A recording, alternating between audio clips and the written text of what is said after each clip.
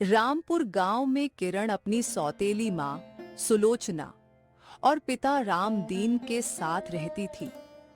किरण की अपनी माँ के जाने के बाद रामदीन ने घर संभालने के लिए सुलोचना से शादी की थी, लेकिन सुलोचना का स्वभाव बहुत कड़वा था। अरे ओ किरण, सूरज सिर पर चढ़ आया है और तू अभी तक बर्तन मांज रही है। घर का झाड़ू पोछा कौन तेरा बाप करेगा? माँ, मैं बस अभी गोबर फेंक कर आई हूँ। हाथ धोकर अभी झाड़ू लगाती हूँ। जुबान मत लड़ा। कल रात का बासी खाना रखा है, वही खा लेना। ताजी रोटियां सिर्फ मेरे और तेरे बाप के लिए बनेंगी, समझी? तभी रामदीन बाहर आता है। वह सब सुन रहा था। सुलोचना, ये क्या तरीका है? बच्ची सुबह 4 बजे से काम में लगी है, उसे बासी खाना क्यों? क्या हम इतने गरीब हैं कि मेरी बेटी ताजा खाना नहीं खा सकती? आप तो बस अपनी लाडली का पक्ष लीजिए। इसे सिर चढ़ा रखा है, तभी तो ये सुस्त हो गई है। मैं तुमसे इसकी बाकी कभी पूरा करने के लिए तुम्हें यहाँ ब्याह कर कर लाया था, ना कि किरण को खरी खोटी सुनाने को। ठीक है जी, आप अगर नहीं चाहते हो इसको मैं कुछ कहूँ तो नहीं कहूंगी। चली जाती हूँ यहाँ से। मैं तो बस इसके भलाई के लिए ही कहती थी। आप तो हमेशा मुझ में बुराई ही देखते हो। किरण अपने पिता और सौतेली माँ के बीच हुई बहस को देख समझदारी से बोलती है। आप दोनों झगड़ा मत करो पिताजी। कोई बात नहीं, ये भी तो मेरी माँ है। मेरी भी कर्तव्य है कि मैं इनकी बात सुनूं, और वैसे भी मेरे लिए ही अच्छा है कि मैं जल्दी जल्दी सब कुछ सीख लूंगी। किरण ये बोलने के बाद अपनी सौतेली माँ के कहे मुताबिक काम में लग जाती है।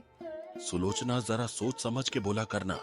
वो अभी बच्ची है, उसे प्यार की जरूरत है, ना कि धमकी और सीख की। और मुझे पता है तुम उसे शुरू से पसंद नहीं करती। नहीं जी, आप मुझे गलत समझ रहे हो। मैं उसे बस सही राह दिखाती हूँ। हाँ, बस मेरी जुबान थोड़ी कड़वी है, लेकिन मैं उसे पसंद करती हूँ। हाँ हाँ, सब पता है मुझे।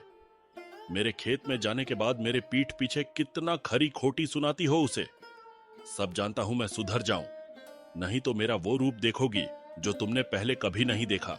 यह कहकर रामदीन खेत में चला गया। दोपहर को रामदीन खेत पर गया था। सुलोचना ने जानबूझकर किरण को भारी लकड़ियां लाने जंगल भेज दिया। जब किरण थककर लौटी तो सुलोचना ने एक नया ड्रामा शुरू किया।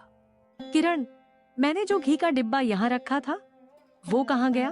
तूने जरूर उसे पड़ोस वाली चाची को दे दिया होगा।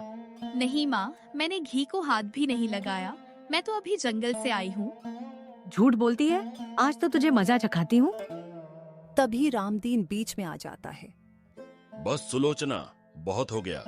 घी का डिब्बा अलमारी के पीछे गिरा था, मैंने देखा है।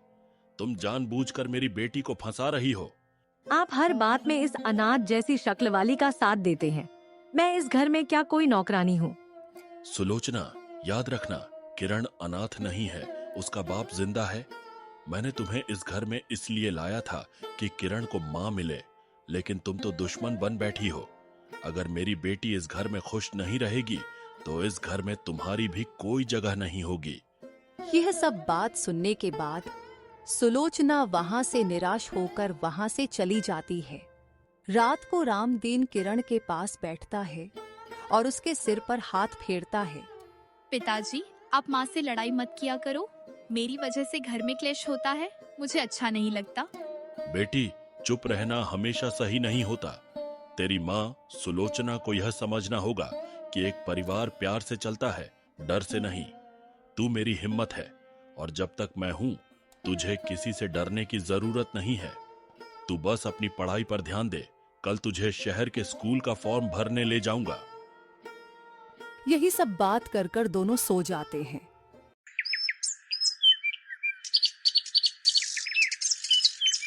अगली सुबह किरण चूल्हे पर चाय बना रही है। तभी सुलोचना वहां आती है और गुस्से से बोलती है। अरे ओ महारानी, चाय बन रही है या पूरा बागान उबल रहा है?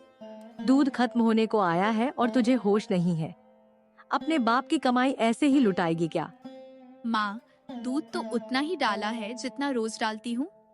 पिताजी ने कहा था कि आज मेहमान आने वाले हैं, इसलिए थोड़ी ज्यादा डाला है। मेहमान आएंगे तो क्या मेरा सिर खाएंगे? सारा बोझ तो मुझ पर ही पड़ेगा ना। तू तो बस चाय थमाकर कमरे में छिप जाएगी।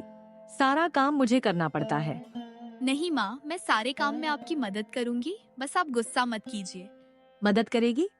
रहने दे। पिछली बार जब सफाई की थी तो अलमारी का कांच तोड़ दिया था। तू तो बस खाने में आगे है और काम में जीरो। तभी रामदीन बरामदे से अंदर आता है। उसका चेहरा गुस्से से लाल है। सुलोचना, ये तुम्हारी रोज की किचकिच अब बर्दाश्त के बाहर हो रही है। सुबह सुबह घर में शांति होनी चाहिए या ये चीखना चिल्लाना। अजय सुनिए, आप अपनी बेटी की तरफदारी करना बंद कीजिए। ये लड़की कामचोर होती जा रही है। मैं इसे सिखा रही हूँ तो आपको बुरा लग रहा है? सिखा रही हो या उसे नीचा दिखा रही हो? मैंने अपनी आंखों से देखा है। वो सुबह 4 बजे उठकर गोबर पाटती है, आंगन बुहारती है, फिर स्कूल जाने की तैयारी करती है। और तुम बस हुक्म चलाती हो। तो क्या मैं इस घर में मालकिन बनकर भी न रहूं? मैंने आपसे शादी की थी, इस लड़की की गुलामी करने के लिए नहीं। बस एक शब्द और नहीं। सुलोचना, कान खोलकर सुन लो। किरण इस घर की नींव है। अगर तुमने उसे अगली बार कामचोर या अनाथ जैसा कुछ भी कहा तो याद रखना, ये घर मेरा है और इसमें रहने की पहली शर्त मेरी बेटी का सम्मान है।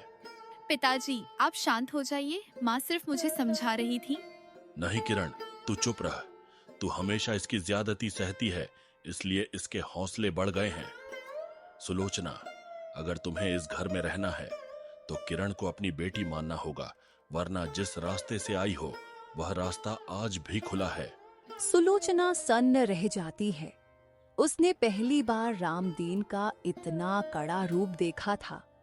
वह गुस्से में बड़बड़ाते हुए अपने कमरे में चली जाती है। रात को जब सब शांत हो जाता है, रामदीन किरण के पास जाकर बैठता है। बेटा, मुझे माफ कर देना। मैं तुझे माँ का प्यार देना चाहता था, पर शायद मैंने गलत फैसला कर लिया। नहीं पिताजी, ऐसा मत कहिए। माँ बुरी नहीं है, बस शायद उन्हें थोड़ा समय लगेगा। आप मेरे साथ हैं, यही मेरे लिए बहुत है। किरण, याद रखना, तू इस गांव की सबसे होनहार लड़की बनेगी। मैं तुझे शहर पढ़ने भेजूंगा। सुलोचना चाहे जितना रोके, मैं तेरे पंख नहीं कटने दूंगा। तू बस अपनी पढ़ाई पर ध्यान दे, घर की फिक्र मैं कर लूंगा। पिताजी, मैं खूब पढ़ूंगी और आपका नाम रोशन करूंगी। फिर माँ को भी मुझ पर गर्व होगा। ही कुछ दिन बीत जाते हैं। गांव में अचानक फैला बुखार सुलोचना को भी अपनी चपेट में ले लेता है। उसकी हालत इतनी बिगड़ जाती है कि वह बिस्तर से उठ भी नहीं पाती। सुलोचना बिस्तर पर लेटी कराह रही है। रामदीन काम से बाहर गया है। किरण गीली पट्टी लेकर उसके सिर पर रखती है। हटा हटा ये हाथ। मुझे तेरी किसी चीज की जरूरत नहीं है। जा यहाँ से। अपने बाप के पास जाकर मेरी बुराई कर। माँ, पिताजी घर पर नहीं है और आपको तेज बुखार है। इस समय गुस्सा करने से आपकी तबीयत और बिगड़ेगी। बस ये पट्टी रखने दीजिए, इससे जलन कम होगी। तू ये सब नाटक क्यों कर रही है? मैं तेरे साथ इतना बुरा करती थी, तू तो चाहती होगी कि मैं ऐसे ही पड़ी रहूं। माँ, मेरी अपनी माँ तो मुझे छोड़कर चली गई। पिताजी ने आपको इस घर में लाया ताकि मुझे फिर से माँ मिल सके। आप चाहे मुझे कितना भी डांटे, पर मेरे लिए तो आप माँ ही हैं और माँ से कोई बदला नहीं लिया जाता। सुलोचना चुप हो जाती है, लेकिन उसके चेहरे पर अभी भी कड़वाहट है। 3 दिन बीत जाते हैं। सुलोचना की सेवा में किरण ने अपनी पढ़ाई और नींद सब छोड़ दी है। वह रसोई में दलिया बना रही है और साथ ही सुलोचना के पैर दबा रही है। किरण, तूने 3 दिन से ठीक से खाना भी नहीं खाया है। रात भर जागकर मेरे सिरहाने बैठी रहती है। तुझे थकान नहीं होती? जब तक आप ठीक नहीं हो जाती, मुझे चैन कैसे आएगा माँ? डॉक्टर बाबू ने कहा है कि आज आपकी रिपोर्ट ठीक आएगी। बस आप ये दलिया थोड़ा सा खा लीजिए। सुलोचना भारी मन से बोलती है। मैंने तुझे हमेशा बासी रोटी खिलाई और तू मेरे लिए गरम दलिया बना रही है। मैंने तुझे लकड़ियां चुनने जंगल भेजा और तू मेरे पैर दबा रही है। क्यों किरण, इतना बड़प्पन कहाँ से लाती है? पिताजी कहते हैं कि अच्छाई कभी बेकार नहीं जाती। बस आप जल्दी ठीक हो जाइए, फिर चाहे तो मुझे फिर से डांट लेना। रामदीन शहर से दवाई लेकर लौटता है। वह देखता है कि सुलोचना बिस्तर पर बैठी है और किरण उसके बालों में तेल लगा रही है। दोनों बात कर रही हैं। सुलोचना, अब कैसी तबीयत है तुम्हारी? मैं और दवाइयां लाया हूँ। सुलोचना रोते हुए बोलती है। दवाइयों की जरूरत नहीं है जी। मेरी सबसे बड़ी दवाई तो ये लड़की है। रामदीन जी, मैं बहुत अंधी थी। जिसे मैं अपना दुश्मन समझ रही थी, उसी ने मुझे मौत के मुंह से बाहर निकाला है। आज तुमने सच पहचान लिया सुलोचना। किरण ने पिछले 3 दिनों में एक पल के लिए भी अपनी आंखें नहीं झपकाईं। मुझे माफ कर दे बेटा, मैंने तुझे बहुत सताया है। आज से तू मेरी सौतेली बेटी नहीं, मेरी अपनी बेटी है। और रामदीन जी, कल से किरण खेत पर या जंगल नहीं जाएगी। ये अब सिर्फ शहर के बड़े स्कूल में पढ़ने जाएगी। इसकी तैयारी मैं खुद कराऊंगी। रामदीन मुस्कुराते हुए। आज सालों बाद इस घर में धूप खिली है। कहानी का सुखद अंत। सुलोचना अब किरण की सबसे बड़ी रक्षक बन गई थी। गांव वाले जो पहले सुलोचना के ताने सुनते थे, अब उसे किरण की तारीफ करते देखते। किरण की मेहनत और सुलोचना के सहयोग से किरण ने शहर के स्कूल में टॉप किया और पूरे गांव का नाम रोशन किया।